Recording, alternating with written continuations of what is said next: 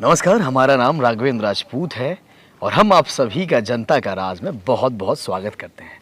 आज हमारे साथ एक ख़ास शख्सियत मौजूद है और हम आपको बता दें कि हम इन्हीं ख़ास शख्सियत की बगिया में बैठे हैं और यहाँ पर खुशियों को पोटली में भरकर लोगों को थमाया जाता है। लोग आते हैं और लगभग 28 देशों के लोग यहाँ पर आते हैं और आवर्तनशील खेती सीखते हैं और खुशी खुशी अपने घरों के लिए लौटते हैं। आज हम भी लौटने वाले हैं, लेकिन इस बगिया से जाने का मन नहीं कर रहा है। तो सर, सबसे पहले जनता का राज में बहुत बहुत स्वागत है आपका। आपका भी। और सर, बहुत जब भी आते हैं, पिछली बार भी आए थे, तब भी हमारा कुछ जो खून है कुछ ना बढ़ गया था। इस बार भी बहुत अच्छा लगा यहाँ पर आके। और सर, बात करते हैं, कुछ हमने देखा है बहुत सारे लोग यहाँ पर आए हैं। एक ऐसा भी परिवार है जिसकी 3 पीढ़ियाँ यहाँ पर मौजूद हैं, दादा, बेटा, पोती, और वो भी आवर्तनशील खेती कर रहे हैं। लेकिन सबसे पहले आपने जो ये मॉडल बनाया है, तो शुरुआती दौर में आपको क्या क्या समस्याएं आई, किस किस स्ट्रेस का सामना करना पड़ा, ताकि जो नए लोग हैं जो आवर्तनशील खेती में आ रहे हैं तो वो चीज़ को टैकल कर सके। तो सबसे पहले आपकी कहानी से। जी, देखिए, ये जो आवर्तनशील खेती जो विकसित हुई, ये धीरे धीरे, चूँकि मैं भी समझा, ये ऐसी कोई चीज़ नहीं है कि मैंने पहले समझा फिर इम्प्लीमेंट किया है या किसी विचारधारा पर आधारित है, ऐसा कुछ नहीं है। इसको मैं भी करते हुए, गलतियाँ करते हुए, सीखते हुए इस निष्कर्ष में पहुँचा कि इस तरह की खेती करने से किसान का भी कल्याण होगा, देश की खाद्य सुरक्षा भी बनी रहेगी, पर्यावरण का संतुलन भी होगा, और पर्यावरण से संबंधित जैसे गाय मारी मारी घूम रही है या कहीं ऑक्सीजन की कमी हो जा रही है या ग्राउंड वाटर गिर रहा है, इस तरह की, या ग्लोबल वार्मिंग बढ़ रही है, इनकी समस्या का भी स्थायी निदान होगा। तो किसान की समृद्धि भी होगी। तो इसलिए हमने इसका फिर एक तरह से शुरू किया कि इसको सबको समझना चाहिए। और जो हमारे यहाँ अपने मन से लोग आए, तो जैसे जैसे हम समझते गए वैसे वैसे लोगों का आकर्षण बढ़ता गया। तो इसलिए यह न कहें कि मैंने कुछ खोजा है, ये अपने आप इवॉल्व हुई है। बढ़िया सर। तो कितना समय आपको लगा इस फार्म को बनाने में? मुझे लगता है सन 87 से मैंने शुरू किया था और 2010 तक ये एक मॉडल के रूप में हो गई थी, विकसित हो गया। जी, बढ़िया सर। अब बात करते हैं जो युवा हैं, खासतौर पर जो यहाँ पर एक फैमिली आई हुई है, उनका उदाहरण देते हुए मैं आपसे जानना चाहूँगा कि शुरुआती दौर में कैसे वो टैकल करें सर फाइनेंशियली, ताकि उनका भी मॉडल कुछ समय तो लेगा, साल लेगा कुछ बनने में, तो उन्हें वो दिक्कत ना हो सर। हमसे कम समय लगेगा, हमें ज़्यादा समय लगा। तो जब प्रचलित मान्यताएं होती हैं उसमें चलने का आदमी आदी हो जाती है।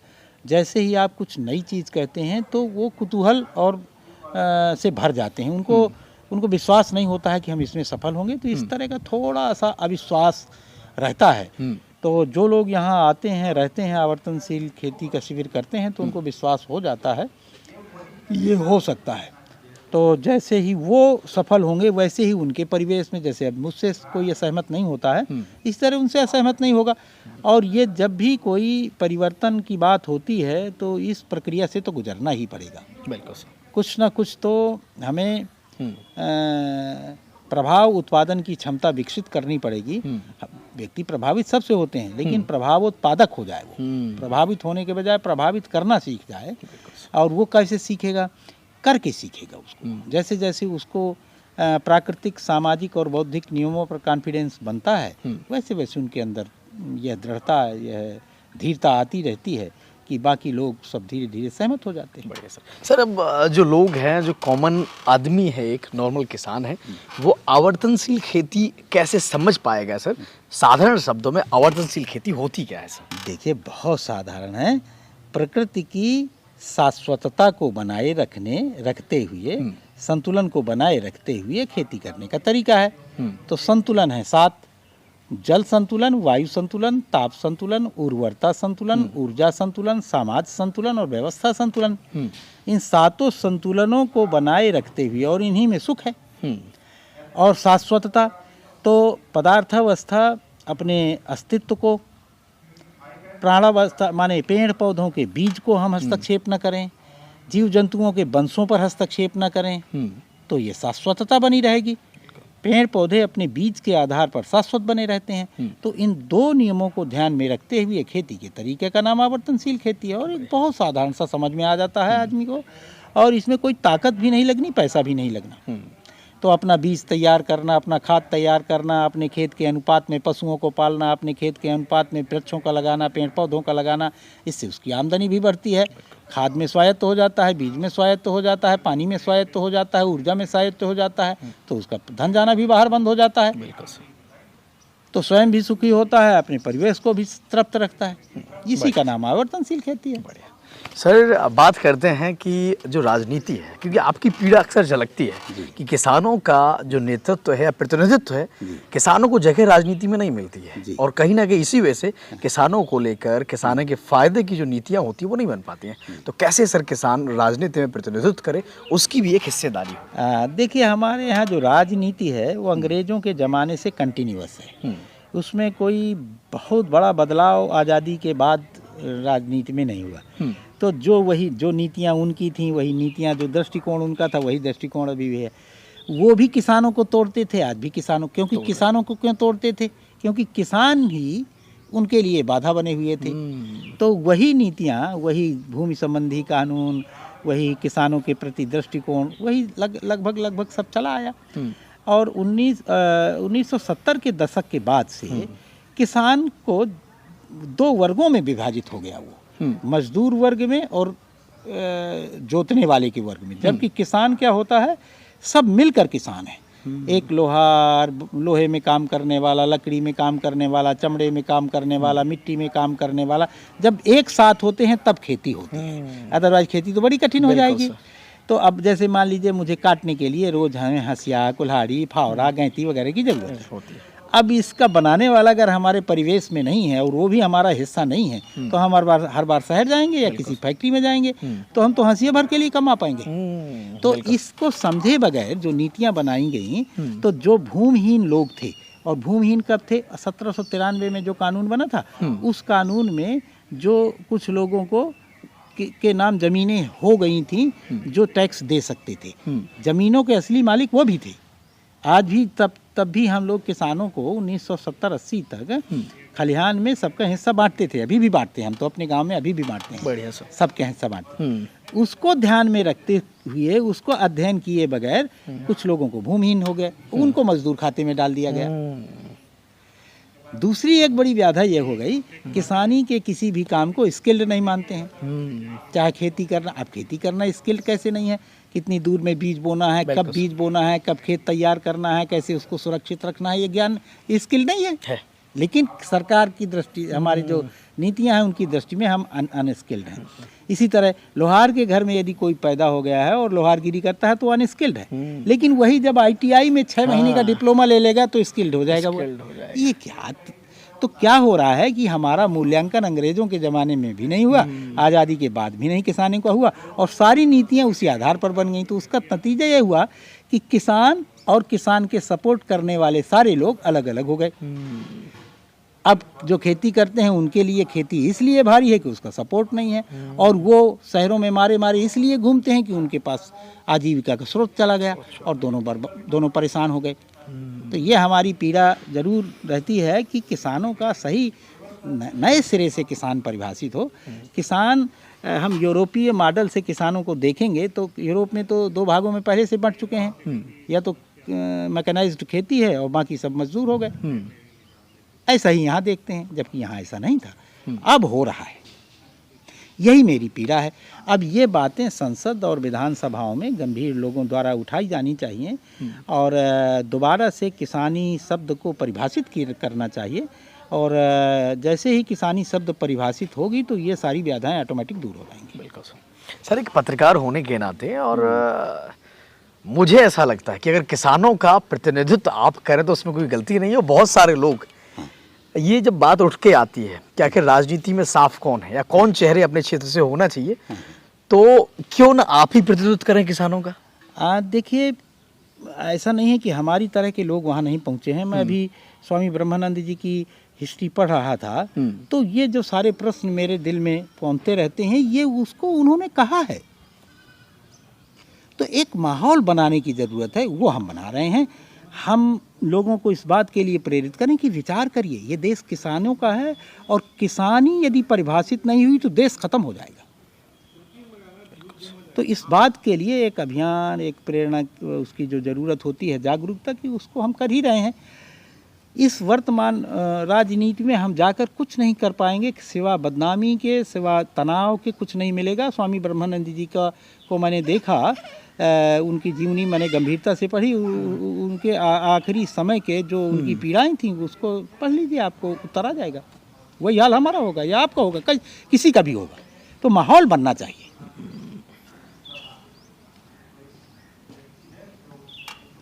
तो सर मतलब ये माहौल जो है कैसे बनेगा? आप लोगों से, जो युवा पीढ़ी है, उनसे क्या चाहते हैं? कैसे किसानों का साथ दें? जागरूक रह, किसानों का साथ देने की बात नहीं है, किसानी को सही तरीके से करें। जब एक किसान तैयार होता है, सही ढंग से आवर्तनशील विधि जिसको हम नाम देते हैं, या कोई भी सही खेती करेगा तो पर्यावरण का संरक्षक भी होगा, कार्बन एमिशन भी घटाएगा, जल संरक्षण भी करेगा, पशु पालेगा तो पशु संरक्षक भी हो जाएगा, और बाग लगाएगा तो फल फूल भी लगाएगा।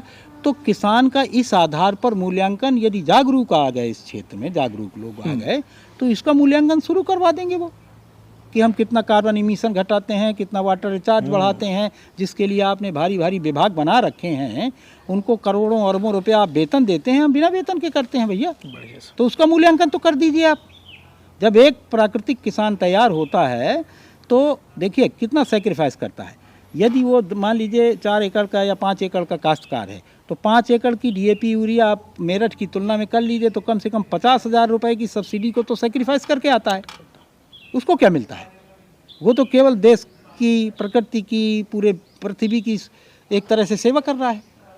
प्राकृतिक खाद बनाता है, पशु पालेगा प्राकृतिक खाद बनाने के लिए, तो संरक्षण भी देगा। उसका मूल्यांकन कहाँ है? यही तो पीड़ा है। इसीलिए तो लोग स्वाभाविक रूप से इस देश में सारे किसान प्राकृतिक किसान ही होना चाहते हैं, आवर्तनशील ही होना चाहते हैं।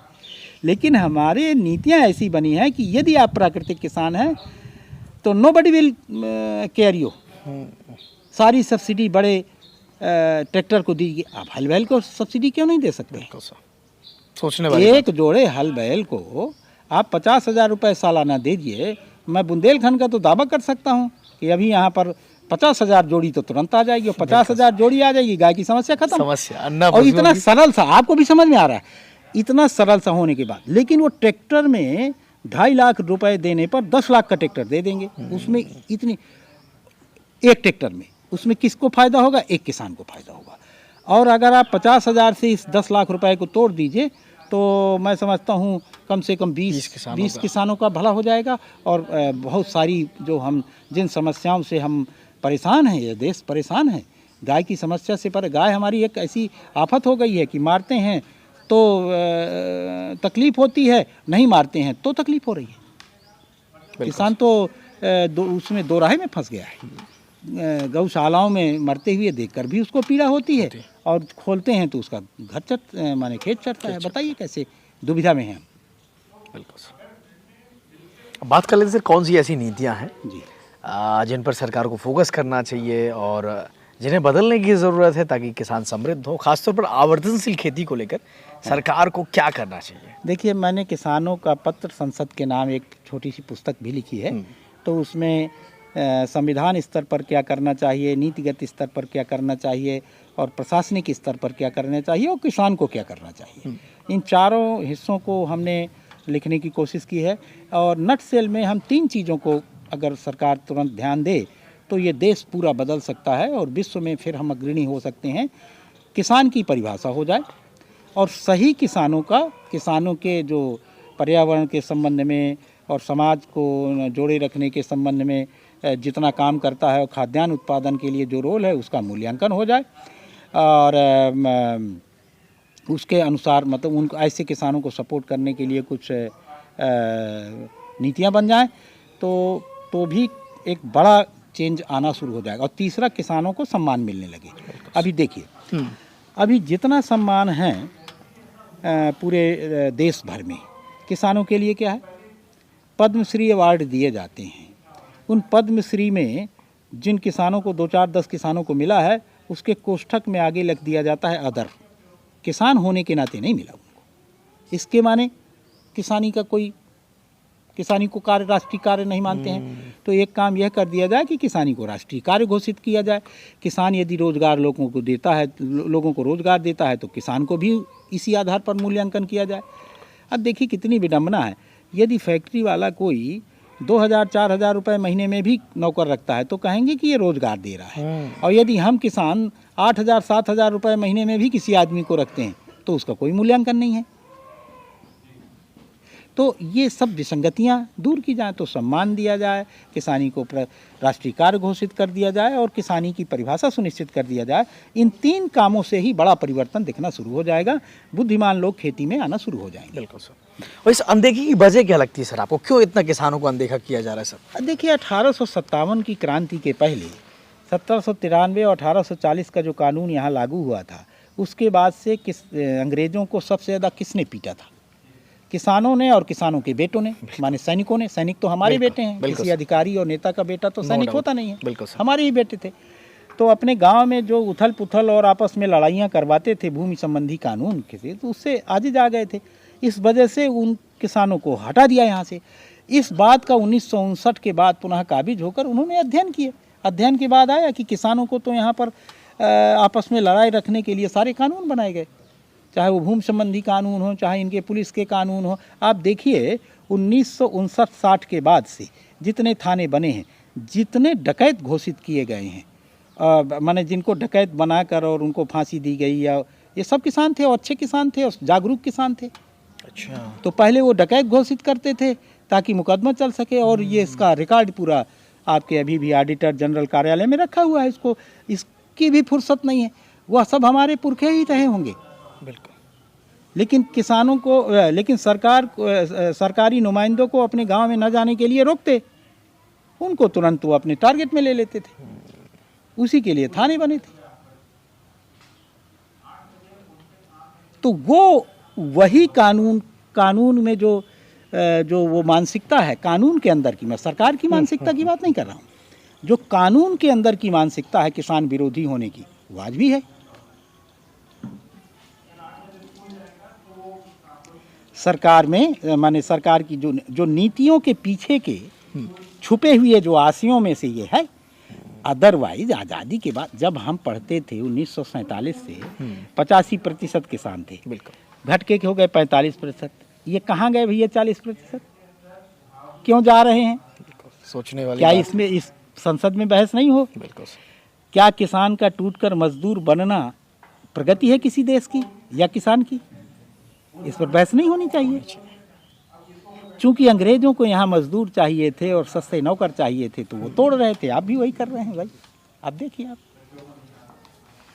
बिल्कुल। तो जो भी जनप्रतिनिधि हैं, उन्होंने सर के जो वाजिब सवाल हैं उनका जवाब देना चाहिए, और किसानों का जो सम्मान है वो उन्हें मिलना चाहिए। और हमें पूरी उम्मीद और पूरा भरोसा है, सर जिस तरीके से लगे हुए हैं, एक दिन किसानों का सम्मान उन्हें वापस मिलेगा। और सर वापस वो सम्मान दिला भी रहे हैं, क्योंकि यहाँ पर इस बगिया में, जो उत्तर प्रदेश के बांदा जिले के बड़ोखर गांव में है, जो सर का ही गाँव है, यहाँ पर लगभग 28 देशों के लोग आते हैं और यहाँ पर आकर सीखते हैं। तो हमें उम्मीद है सर ये जो लो जला रही है बहुत जल्द पूरे देश में भी फैलेगी और विदेशों में फैल भी रही है, और किसानों के सम्मान की जो बात है वो एक दिन उन्हें ज़रूर मिलेगा। सर और भी कुछ जो युवा पीढ़ी है, युवा किसान हैं, उनके लिए कुछ सलाह आपकी? देखिए, तृप्तिपूर्ण अगर जीवन जीना है तो किसान बनना पड़ेगा। नौकरी क्या है? श्रम विहीन विवेक है, उसमें कोई तृप्ति नहीं है, अधूरी तृप्ति है, कुछ ना कुछ कमी रह जाती है। और आपने कभी तृप्त आदमी नहीं देखे होंगे, नौकरी से बहुत रिटायर होने के बाद भी उनके अंदर कुछ ना कुछ कमी एक एहसास रह जाता है ना। और मजदूरी क्या है? विवेकहीन श्रम है, उसमें दूसरे प्रकार की परेशानियां हैं, झंझटें हैं, उससे भी तृप्त नहीं होंगे और दारू और ये सब करते हैं क्योंकि उनको सम्मान नहीं मिलता है। किसानी विवेक युक्त श्रम है। ये धरती कभी भी यदि बचेगी तभी बचेगी और समाज सुखी होगा जब विवेक युक्त श्रम करने वाले लोग ज़्यादा बढ़ जाएंगे, और विवेक युक्त श्रम ही किसानी कहलाती है। तो हमारा युवाओं से कहना है कि अब बहुत सारे रिजल्ट आ गए हैं, बड़े पदों पर रहने वाले, नौकरी करने वाले और मजदूरी करने वाले लोगों के उनके एंड रिजल्ट देखें। यदि उन रिजल्टों से वो सहमत नहीं है तो किसानी अपनाएं। कम से कम वो लोग तो अपनाएं जिनके घरों में खेत है, 10 बीघे खेत हैं, 20 बीघे खेत हैं और नौकरी के लालच में अपने 10-5 हज़ार रुपये महीने के लालच में वो शहरों में चले जाते हैं। तो उनसे हमारा रिक्वेस्ट ये है कि रुकें और खेती के तरीक़ों को बदलें, ऐसा तरीका बनाएं जिससे पर्यावरण भी संरक्षित हो और उनको भी समृद्धि हो और इससे देश का भी विकास होगा, जीडीपी भी बढ़ेगी और पलायन भी रुकेगा। चलिए, बहुत बहुत धन्यवाद सर। तो आपको बता दें, इस वक्त हम देश की जानी मानी शख्सियत प्रेम सर के साथ थे और सर के यहाँ आकर सीख कर बहुत अच्छा लगता है। तो आपको भी जब समय मिलता है तो आप यहाँ पर आ सकते हैं, सीख सकते हैं। सर एक चीज़ और, जो लोग देख रहे हैं अगर वो आना चाहें बगिया में तो कब आ सकते हैं, कोई निश्चित समय है? यहाँ पर महीने में हम कोशिश करते हैं 2 हो जाएं, लेकिन एक शिविर तो हम करते हैं आवर्तनशील खेती का। तो उसकी सूचना हमारे जीतू हैं वो डालते हैं और उस समय उनसे तय करके कि कितने लोगों को आना है, आ सकते हैं। बढ़िया। हाँ। तो महीने में आप बिल्कुल जानकारी कर सकते हैं और महीने में 2 बार शिविर जो होते हैं उसको ज्वाइन कर सकते हैं और आकर केवल खेती किसानी नहीं, आपका व्यक्तित्व भी यहाँ पर संवर जाएगा। तो यहाँ पर आप ज़रूर आइए। और सर, हमें वक्त देने के लिए और हमेशा प्यार देने के लिए बहुत बहुत धन्यवाद आपका। अरे आपका यह चैनल विश्वव्यापी हो, हमारी ये शुभकामना है। Thank you. आपका जो वो तरीका है, मैं पूरा विश्वास के साथ कह सकता हूँ, जिस तरह आप मुद्दों को उठाते हैं और जिस तरह के मुद्दों को जिस तरीके से उठाते हैं, उन दोनों आपके लाजवाब हैं। मेरी शुभकामनाएं हैं कि थैंक यू सर, अपना आशीर्वाद हमेशा बनाए रखें सर। धन्यवाद सर, और हमारी ऑडियंस का भी बहुत बहुत धन्यवाद। नमस्कार।